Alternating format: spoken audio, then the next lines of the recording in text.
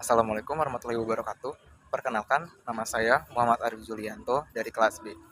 Pada kesempatan kali ini, saya akan membahas mengenai tiga cabang dari filsafat, yaitu ontologi, epistemologi, dan juga aksiologi yang telah dipelajari selama masa perkuliahan hingga hari ini, serta tentang hubungan filsafat, ilmu, dan juga agama. Cabang filsafat pertama pada pembahasan kali ini yaitu cabang ontologi.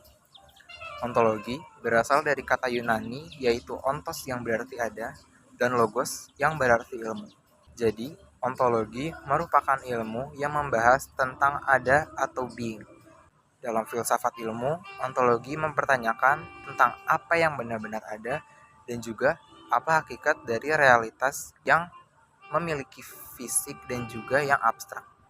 Tokoh yang pertama kali memperkenalkan istilah ontologi adalah Rudolf Goclenius pada 1636 Masehi, yang kemudian pada akhirnya dikembangkan oleh Christian Wolff yang membagi metafisika menjadi satu metafisika umum yang membahas prinsip dasar dari segala yang ada, dan juga metafisika khusus yang membahas bagian tertentu dari kosmologi, psikologi, dan juga teologi.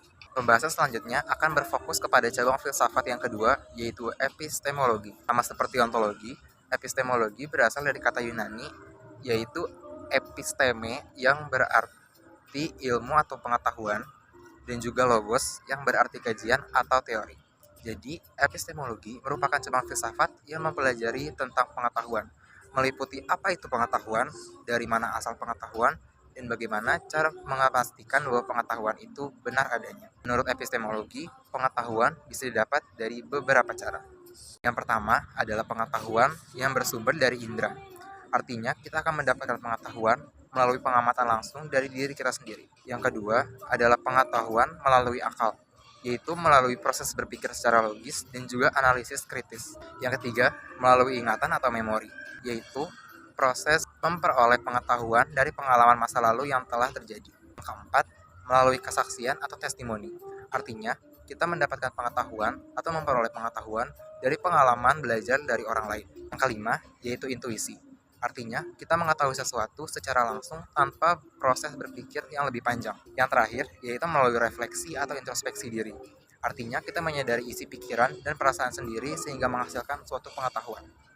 Ada juga beberapa metode-metode yang digunakan dalam mencari pengetahuan.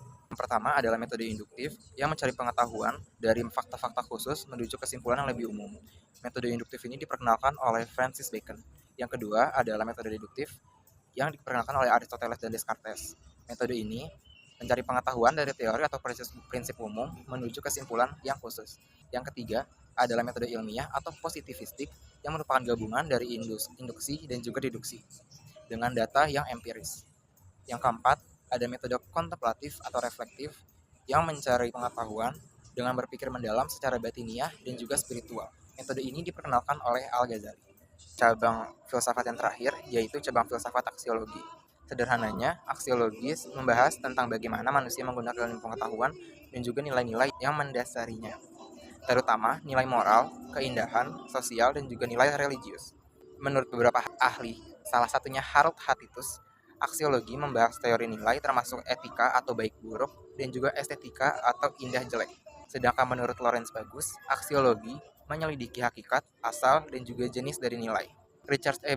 Bramel berpendapat bahwa aksiologi mencakup nilai moral atau etika, nilai keindahan atau estetika, dan juga nilai sosial politik.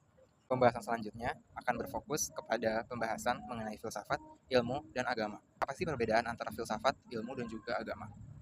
Jadi, filsafat, ilmu, dan agama memiliki perbedaan dalam tujuan, sumber pengetahuan, dan cara berpikirnya.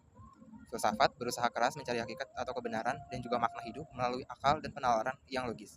Sedangkan ilmu merupakan suatu aspek yang berfokus pada pencarian kebenaran yang bersifat empiris dan dapat dibuktikan dengan mengandalkan pengamatan, percobaan, serta metode secara sistematis. Dan juga agama yang merupakan bersumber dari wahyu Tuhan yang diterima melalui para nabi dan berfungsi sebagai petunjuk atau pedoman hidup manusia agar mencapai kebahagiaan dan juga keselamatan.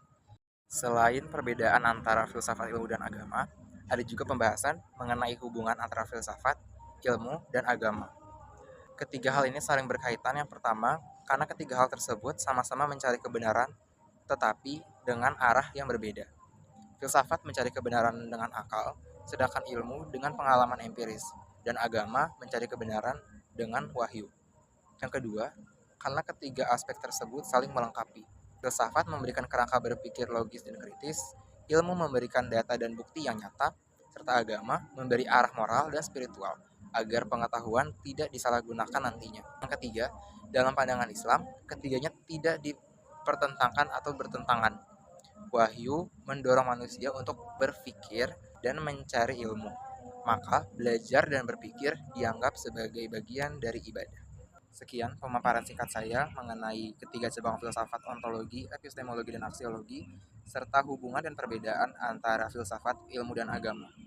Semoga penjelasan saya dapat mudah dimengerti, dan saya mohon maaf jika ada salah kata dan juga hal-hal yang tidak disengaja. Wassalamualaikum warahmatullahi wabarakatuh.